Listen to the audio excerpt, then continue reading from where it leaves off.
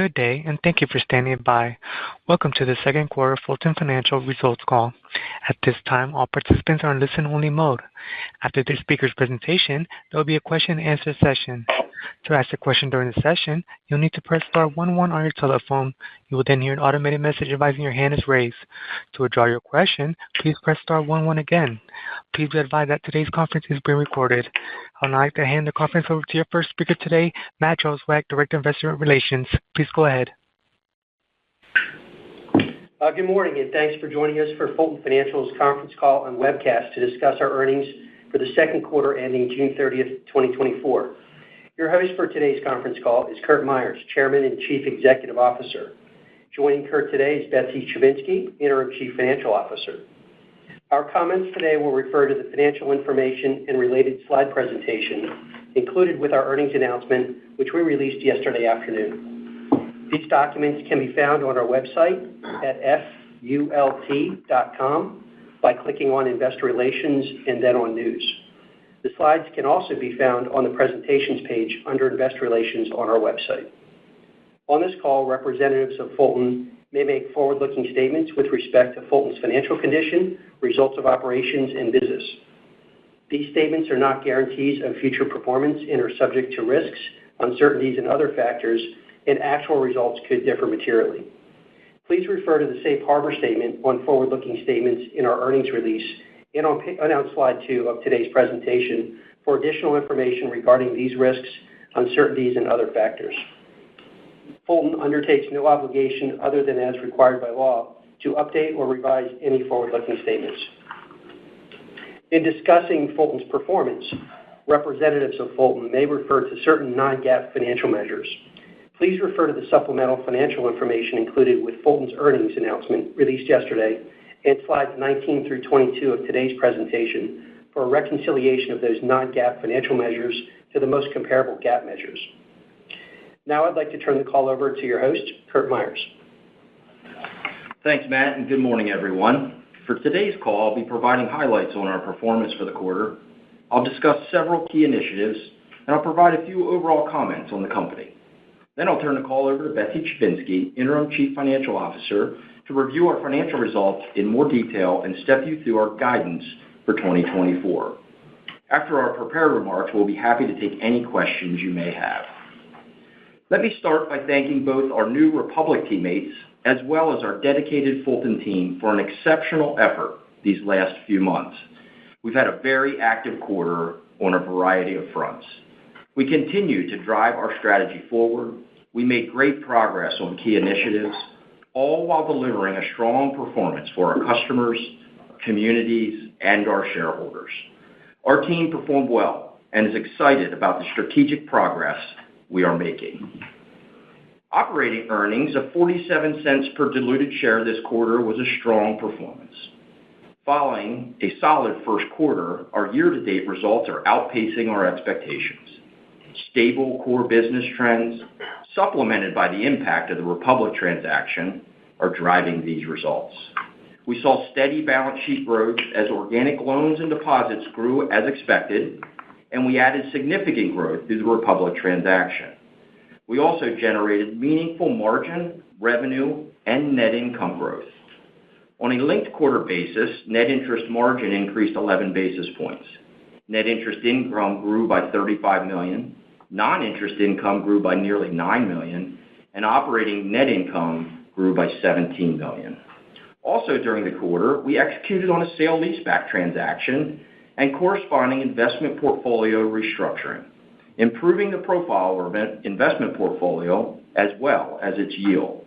The investment portfolio restructuring adds an estimated $8.5 million in interest income annually. We also moved forward on 5 planned financial center consolidations and relocated 1 financial center in our New Jersey market. We issued our 2023 Corporate Social Responsibility Report, reflecting our commitment to the communities and stakeholders we serve. Our performance, steady business trends, and the capital raise allowed us to maintain healthy capital levels, increase our tangible book value, enhance our earnings capabilities, and deliver value to our shareholders. Overall, we feel it was a strong quarter for the company. Now let me provide a bit more detail on growth. Second quarter deposit growth was $254 million, or 4.6% annualized, when you exclude the $191 million of high-cost broker deposits that we were able to eliminate. Overall, when including the Republic transaction, deposits grew $3.8 billion, or 17.6% on a linked-quarter basis. We did experience some deposit runoff from the acquired deposit portfolio, as several large municipal deposit customers were already transitioning out of Republic, and we also purposely reduced certain high-cost, non-relationship deposits. These deposit results were as anticipated, and we remain focused on customer retention and customer growth. Organic loan growth for the quarter was $124 million, or 2.3% annualized, consistent with past periods. Overall loan growth was $2.7 billion, or 12.4% linked quarter on a consolidated basis, including the acquired loans. Profitable loan growth and prudent credit decisions remain our focus. Our loan-to-deposit ratio ended the quarter at 94.3%. Our current loan-to-deposit ratio is below our long-term operating target of 95 to 105%, and enhances our balance sheet growth opportunities and alleviates funding pressure in the near term. This was a key outcome of the Republic transaction. Non-interest income for the quarter was strong. Core non-interest income was up $6 million to $63 million. When including Republic, total non-interest income grew $8.8 million linked quarter. Now let me provide some comments on credit. Overall, core Fulton credit metrics remain stable. The provision for credit losses, excluding the day one credit mark associated with the Republic transaction, was $8.6 million, down from $10.9 million in the first quarter. Charge-offs for the quarter were 19 basis points, and criticized and classified loans were relatively flat in the Fulton portfolio.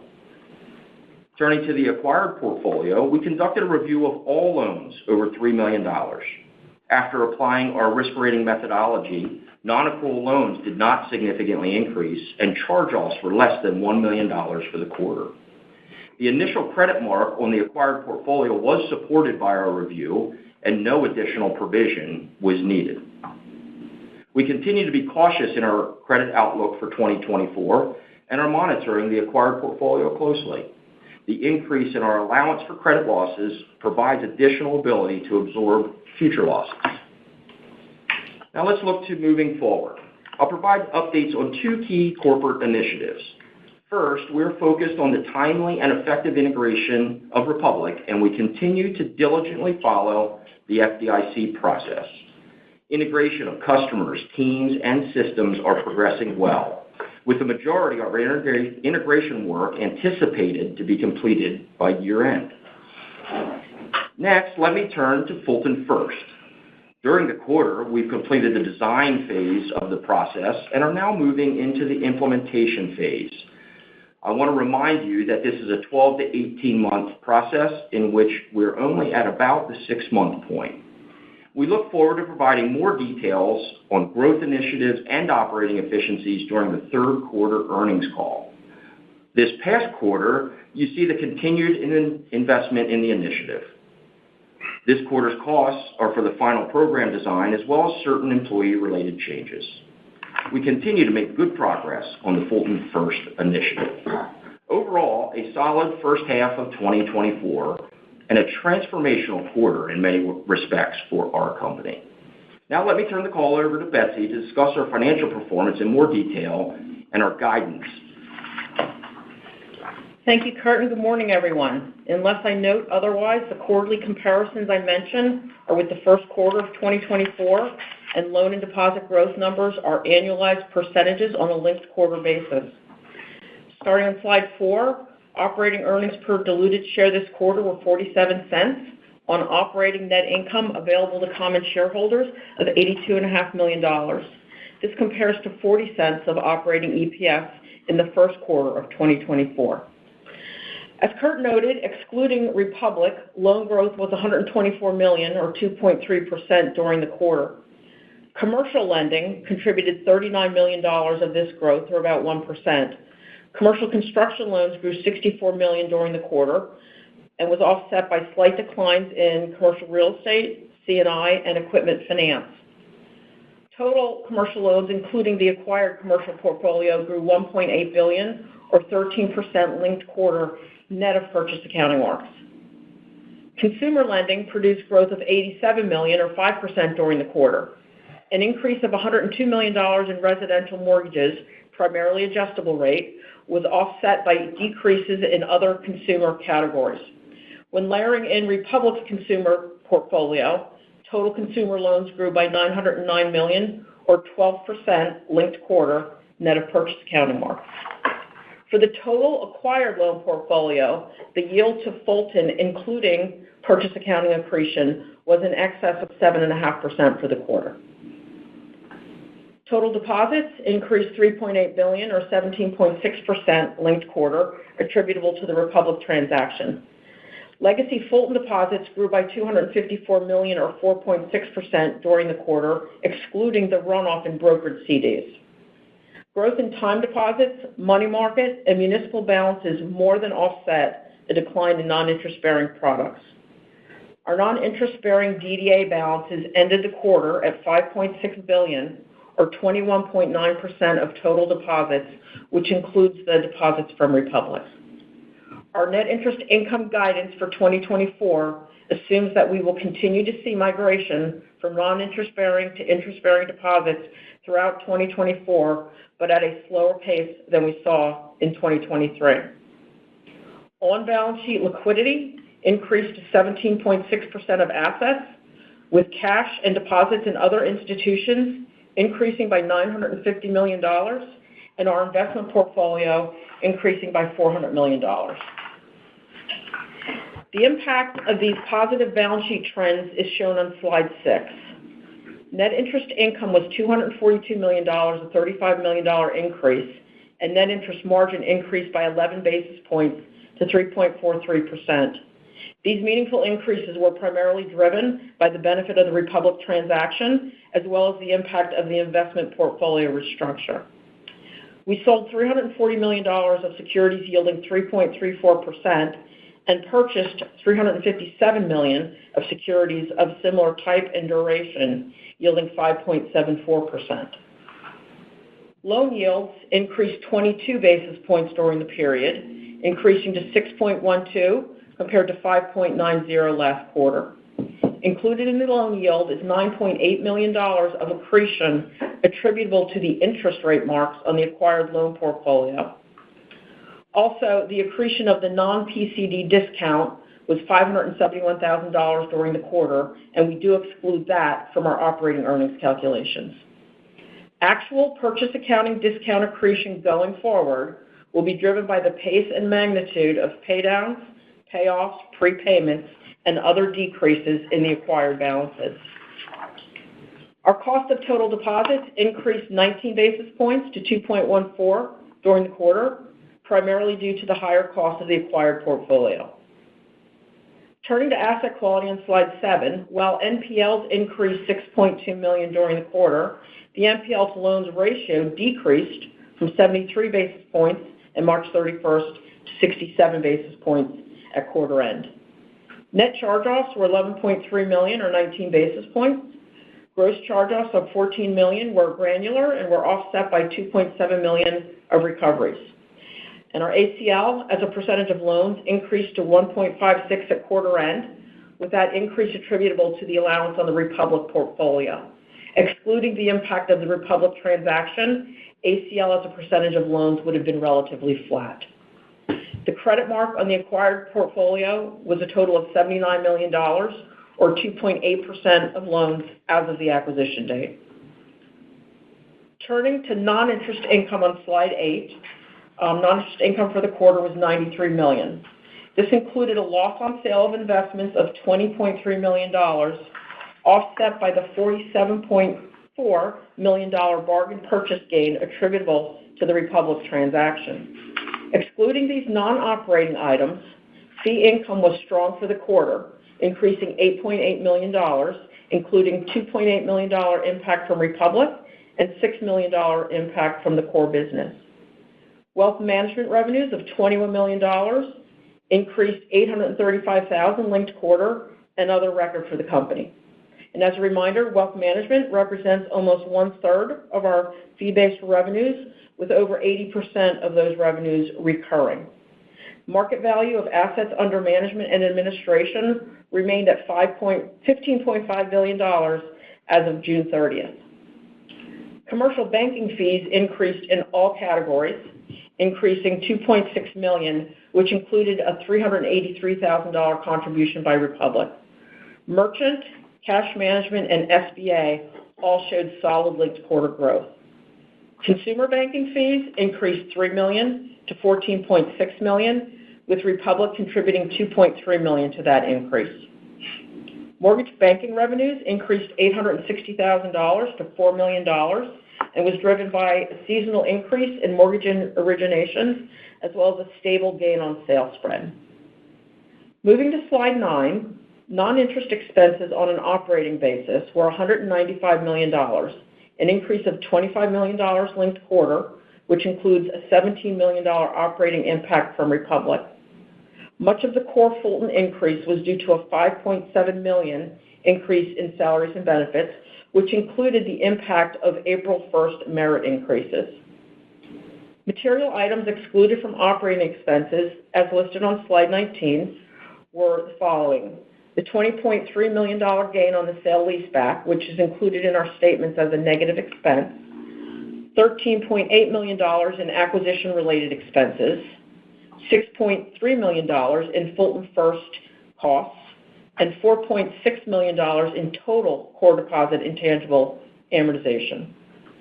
On slide 10, you can see a snapshot of our capital base, and as of June 30th, we maintained solid cushions over both the regulatory minimums and on a linked quarter basis. Our capital ratios remained relatively flat. Moving to slide 11, we're revising our operating earnings guidance upward to reflect the impact of the acquisition, the investment restructure, as well as a change in the interest rate forecast. Our guidance now assumes a single 25 basis point decrease in Fed funds in September. Our operating earnings guidance for 2024 is as follows. We expect net interest income on a non-fully tax equivalent basis to be in the range of $925 to $950 million. We expect the provision for credit losses to be in the range of $40 to $60 million, which excludes the $23 million non-PCD provision here in the second quarter. We expect non-interest income, excluding security gains and the bargain purchase gain, to be in the range of $240 to $260 million. We expect non-interest expense on an operating basis to be in the range of $750 to $770 million for the year. And lastly, we expect our effective tax rate to be in the range of 16 to 18% for the year. And I will note that our second quarter effective tax rate was considerably lower, primarily due to the bargain purchase gain and how that is taxed related to the Republic transaction. With that, we'll now turn the call back over to the operator for your questions. Thank you. At this time, we'll conduct a question-and-answer session. As a reminder, to ask a question, you'll need to press star 11 on your telephone and wait for your name to be announced. To withdraw your question, please press star 11 again. Please limit yourself to one question. Please stand by while we compile the Q&A roster.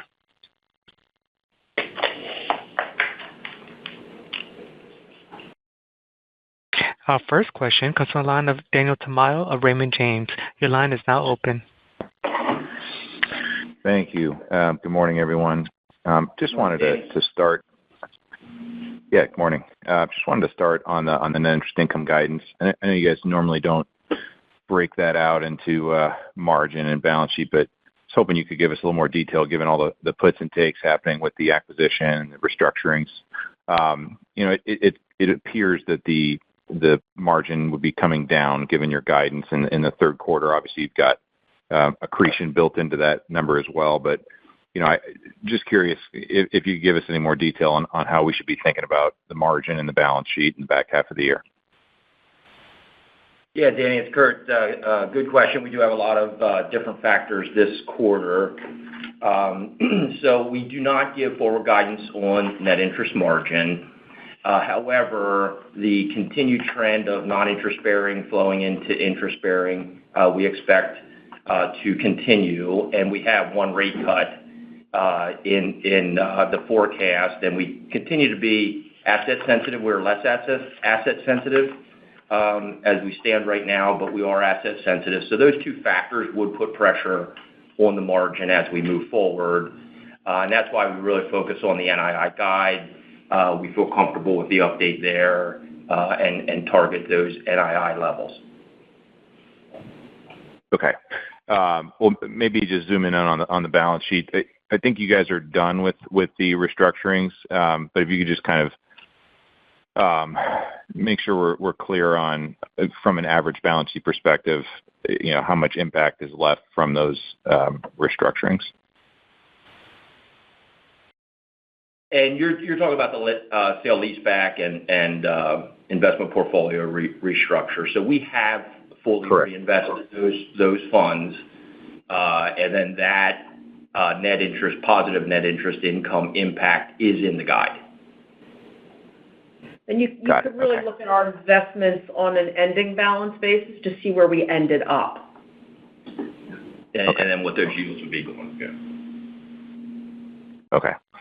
All right. Well, thank you for all that. I guess just lastly, from a perspective of deposits, just curious.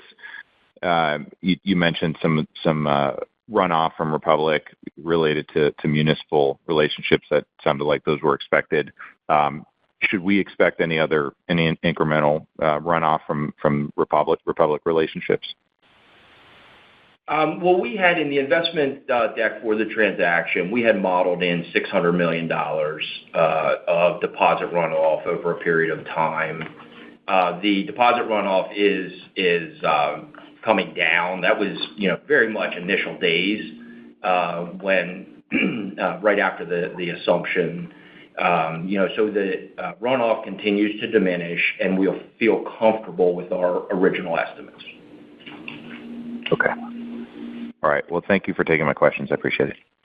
Thanks, Dan. Thank you. One moment for our next question.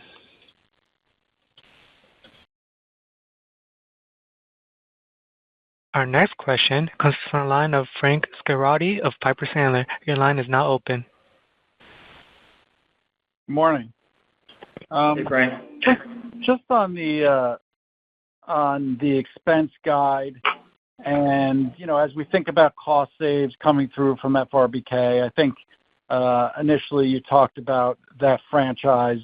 Ultimately the expense load from that franchise looking like maybe a $60 million run rate, which I assume you get to sometime next year.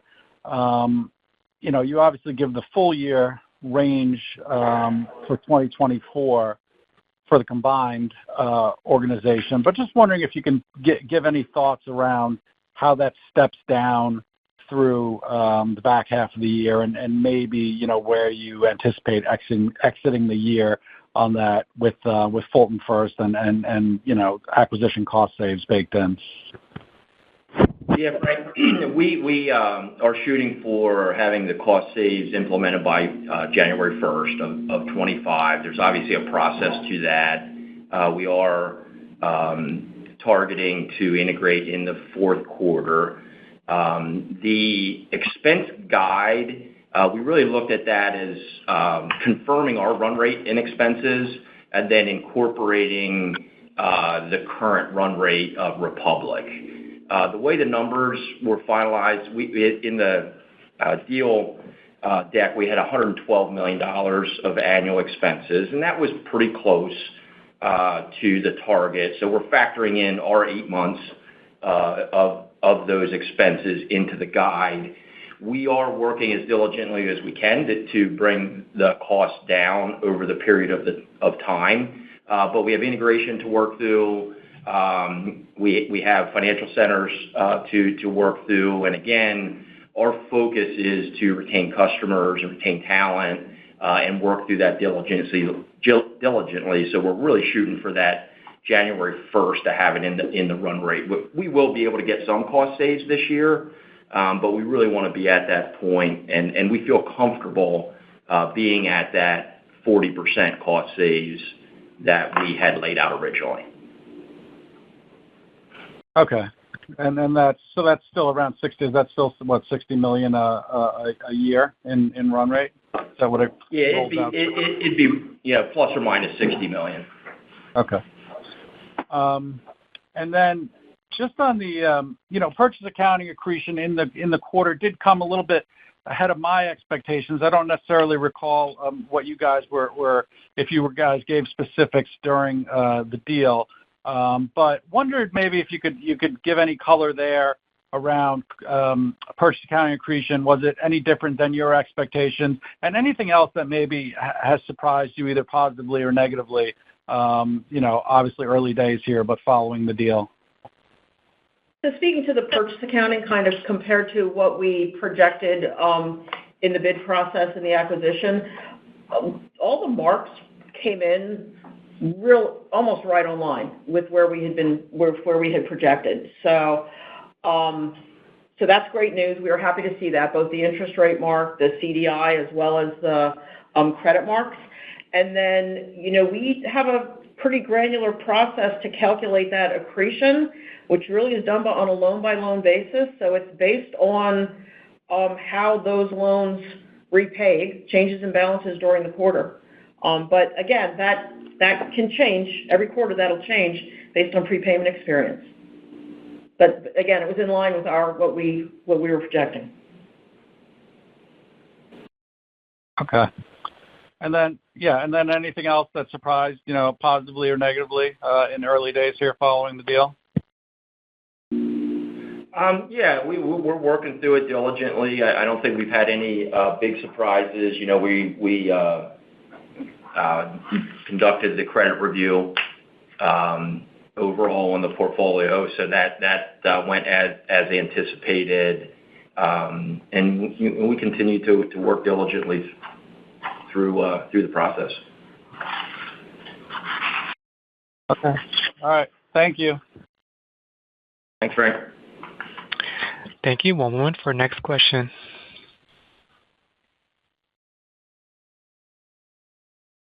Our next question comes from the line of Chris McGratty of KBW. Your line is now open. Oh, great. Thanks. Kurt, I just wanted to go back for a second on the balance sheet repositioning. Beyond the communicated restructuring, are you actively adding to the bond portfolio? Is that something we should be thinking about, or shrinking it either way? So I don't want to say we're actively adding to the bond portfolio. So clearly liquidity is on everyone's mind at this point. We feel really comfortable where we are with liquidity, but we'll make those decisions, monthly based on ALCO. Overall, our long-term target for investments is 15% of total assets. We're not quite there, but we don't have definitive plans. We monitor that month in, month out based on our liquidity position and everything else with the balance sheet. Okay, thank you for that. And just to going back to the accretion income, just sorry for the follow-up here. I think at the time of the merger, it was roughly 20% of the 20% accretion goes through accretion. I believe the deal was in for roughly 2 months. So is it a simple near term? I know it usually comes in a little higher to think about this quarter's accretion on a full quarter's basis, at least in the back half of the year. Is that kind of what's in your guide? Too early to tell. So it's too early to tell. I think annualizing the 2 months for the rest of the year might be a little bit rich. Okay.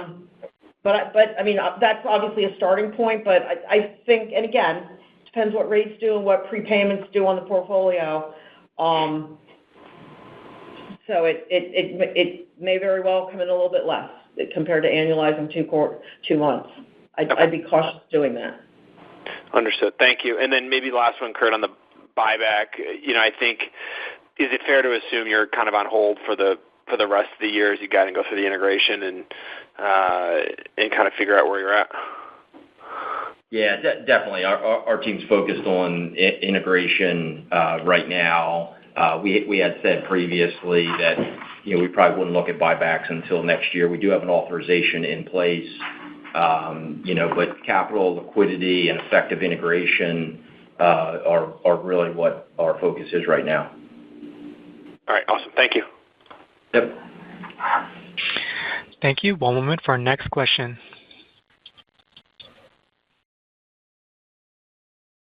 Our next question comes from the line of David Bishop of Hovde Group. Your line is now open. Hey, good morning. Just curious, Kurt and Betsy, maybe hasn't been a lot of focus, but the loan pipeline and sort of legacy loan demand, just curious what you're seeing and hearing from your commercial, not only relationship managers, but your borrowing base. Yeah, the pipeline is steady. I mean, we've had pretty, modest growth organically. We expect that to continue. Customers are being conservative, and we are being diligent on, what we add to the portfolio right now. So the low single-digit organic growth rate is what we would expect from the legacy Fulton portfolio. And then we're, working through the Republic portfolio, getting to know those customers, and then growing from that point forward. So we would expect limited or single-digit organic loan growth going forward. And our pipelines and customer activities seem to support us being able to do that. Got it. Appreciate that. And then sort of harkening back to the earlier question about liquidity, I know Betsy, as expected, liquidity cash has built, pretty materially here. How should we think about that balance, that $1 billion or so, over the course of the rest of the year? So we talked about in the acquisition that we were planning on letting our brokered CD portfolio roll off, which is at Fulton. We have an additional $800 million in brokered CDs. Most of that rolls off third and fourth quarter. Again, our initial intention was to let that roll off, but there is just incredible, incredible discussion around liquidity and what we need to maintain, and we're working through that, and those expectations continue to migrate a little bit. So depending upon how all that flows together, but if we would not use that liquidity for more. We would not let that go down more than letting those brokered maturities roll off, which again is about $750 million before the end of the year. Got it. Do you know the weighted average rate on those brokered CDs? I sure do. About 5.28. 5.28. Great. Appreciate that color. Sure. Thank you. One moment for our next question.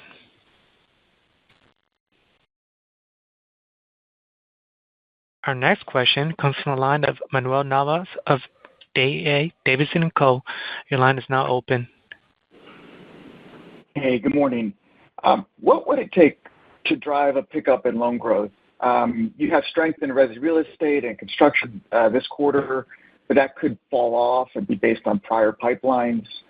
Do you need rate cuts to drive broader loan growth, or do you have a limited appetite at the moment as you integrate? Well, we are being very prudent in this market, specifically on real estate lending, and being very diligent about credit decisions right now. It's a combination of borrower demand and us navigating prudently on what we put on the portfolio. So it's a combination of those two things. But we really think, given our position and the market right now, that low single-digit loan demand is an appropriate growth rate to make sure we're not putting on undue risk in a market like this. I appreciate that. With the attrition target on the deposit side was roughly modeled at $600 million. Do you expect to get to that, or is the 400 that you've already seen kind of the most that you're going to have?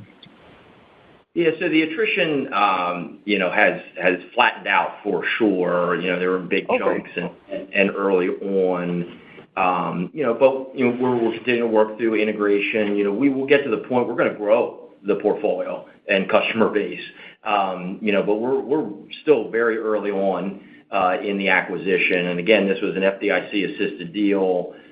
Customers had a lot of concern going into it. We alleviated a lot of those concerns, but there was a lot of moving parts that our team's done just an outstanding job. And when I say our team, I mean the Fulton team and the Republic team has done an outstanding job taking care of customers, staying close to customers. And we feel really good moving forward that we'll reach a base, and then we'll be able to grow as we grow the overall franchise from that point. We're just trying to get our footing, and it's certain the runoff is certainly diminishing. And again, it was a handful of customers and proactive measures from our standpoint as we got in and really knew the portfolio, to get rid of non-relational, brokered, wholesale, internet-driven kind of things to clean that up. So we feel good about where we're headed, and we still are confident in the original pro forma for the deal. Okay. Can I shift over a question on credit? There's a little bit of just a modest step up in net charge-offs, mainly on the commercial side. Can you just talk through that a little bit? And it seems like you're guiding to provision costs much lower than consensus heading into the quarter. Just kind of talk about that thought process overall.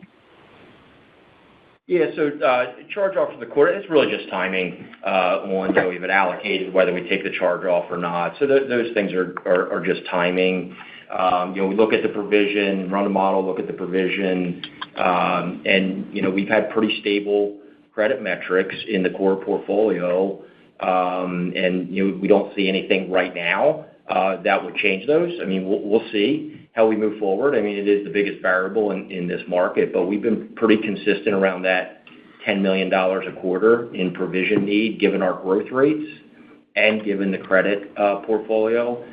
We feel good about the credit mark that we have on the Republic portfolio as we integrate those two. So, we feel we're moving forward in provisioning for changes in either economic conditions or individual borrowers, is how the provision will change going forward. But that, we have no reason to not continue to commit to our initial guidance in credit.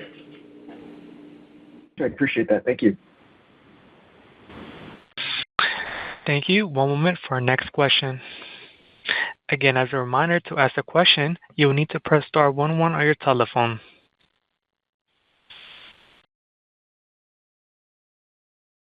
Our next question comes from the line of David Marinick of Stephens. Your line is now open. Good morning, guys. This is David Marinick on for Matt Breeze. Morning. Morning. I was wondering if we could start on the loan side. If you guys could give us an update on what % of the book is floating rate, and then if you have the yield for the floating rate book versus the fixed rate book. Certainly, they're grabbing the overall. I know on the Republic, 85% of the Republic book is fixed, so that would move the. That's what I said in my earlier comment around taking a little asset sensitivity off the table for us. But the overall, Betsy can give you the overall here quick. Yeah, just as of June 30th, about 68% of the portfolio is tied to the short end of the curve, 1 year or less, and 30% is fixed rate. And again, that's overall, so that would include the Republic portfolio, which I mentioned before. Great. And then by chance, do you have the yield that's on the floating book and the fixed rate book? We do not have that handy. No worries. And I guess kind of touching on the same thing as well, is there any chance you had the yield on the roll-on versus roll-off yields for this quarter? We do not have those handy. You mean on the loans or roll-on, Yeah. roll-off with CDs, loans? Mm-hmm. Yeah, we typically have not talked at that spot rate basis, and we do not have that handy. Yeah, we don't have the detail, but I think we're comfortable that what's coming on is at a higher rate than what's rolling off. Right. Got it. And then you talked a little bit on the deposit side of expecting non-interest-bearing deposits to kind of shift out throughout the end of the year. What's your guys' expectation on where you think deposit costs are going to peak and at what level?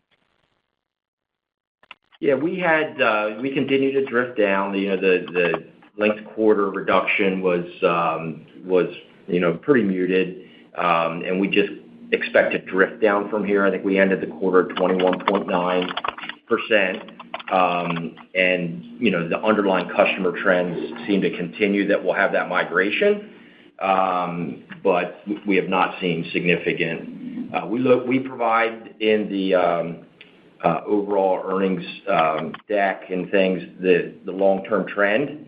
And you can see that lands us, if you look at that over the long term, 30-plus years, we should land in the low 20%. We're there right now. We expect to be in this range, 20 to 22%. But we'll see. Higher for longer rates, we have not had that for a long time. So customers will continue to seek yield, and we'll see how that plays out if rates stay higher for longer. Great. And are you thinking the cost of those deposits will kind of peak out by the end of the year?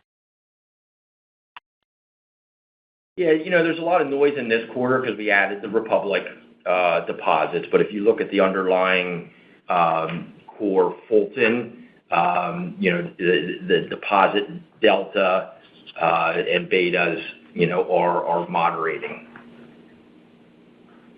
Got it. Awesome. Appreciate the time. Thank you. Thank you. I'm showing no further questions at this time.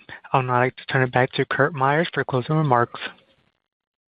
Well, thank you again for joining us today. We hope you'll be able to be with us when we discuss third quarter results in October. Thanks, everyone.